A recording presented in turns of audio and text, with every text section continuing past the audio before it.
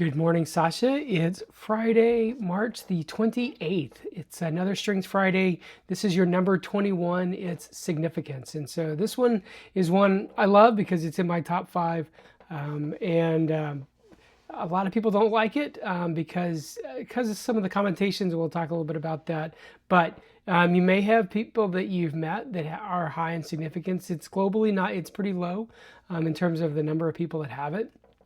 People with exceptionally talented and significance want to stand out and be known. They engage in work that leaves a lasting legacy. Now, I've never met anyone who, when they read that description, didn't say, well, I don't want to do work that's insignificant. But one of the things for those who have high significance, and it is a driving factor, it's an influencing domain. They will tend to want to be sort of in the know, kind of in where all the decisions are being made. And again, I will talk from my personal experience somewhat here.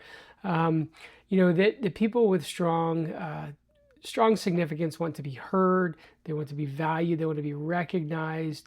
They want their contributions to be seen as valuable and as impactful. And so they're not the kind of person who really is satisfied with just kind of being in the background. And so I know growing up, I'd always hear people say, oh, I'm happy to just kind of be in the background, or, I don't need any recognition.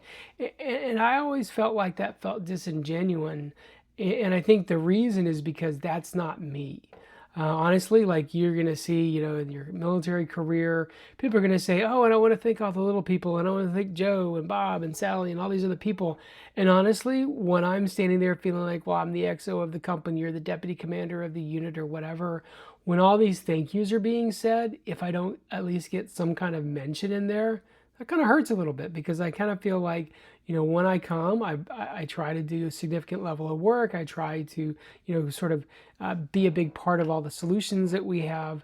And yeah, it kind of hurts when you don't get recognized. Also, for me, it presents a little bit like whenever there's kind of like an inner group of people that go off to make decisions, if I'm not included in that group, that kind of hurts a little bit. Now, sometimes like it's been totally appropriate. Like when I was the XO for a deputy commanding general, I was just kind of his note taker, and I, kind of helped manage his kind of life or whatever.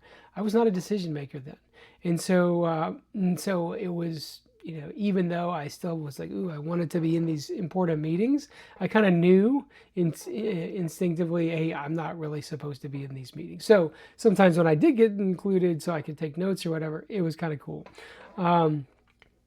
So if you have someone who has high significance, right, we'll attack this a little bit because I don't think that you have it. It's number 21. It's pretty low, lower, even lower in terms of auxiliary talents. But it may be helpful to know, because I think you'll probably have people in the military that have high significance, that want to be involved in, meaningful, lasting work. So a couple of things to focus on as a leader: feedback from a caring leader to know that you're heard and valued. So again, everyone can benefit from this. Like there's no one who, like if you make them feel valued and heard and important, they're going to be like, well, that doesn't help me at all. I don't care.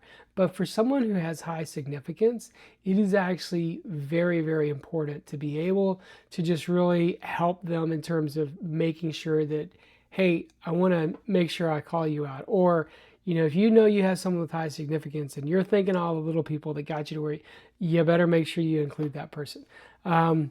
Second, intrinsic need, helping someone to be acknowledged that they're making a difference, right? Making sure that someone with high significance understands that their contribution is valuable and it's making an impact. And they want to be seen as a competent and professional person. So helping them to kind of see that, or just to kind of talk to them, especially, as you grow in your career, you're going to always be doing counselings, whether it's NCOERs or OERs, these efficiency reports, you're going to always have to do them. Getting to know your soldiers or your subordinate officers or whoever is going to really help you to kind of like know sort of what buttons to push, right? So someone who has high significance, they're going to want to be seen as a competent professional. They're going to want to feel like that they're making a big impact. And so whatever you can do to help that, is really going to help speak to them. So hope you enjoyed this. Number 21, significance. Again, recognizing this in your soldiers or other leaders, you can definitely attack this from the leadership perspective. All right, have a great day. Love you. Bye.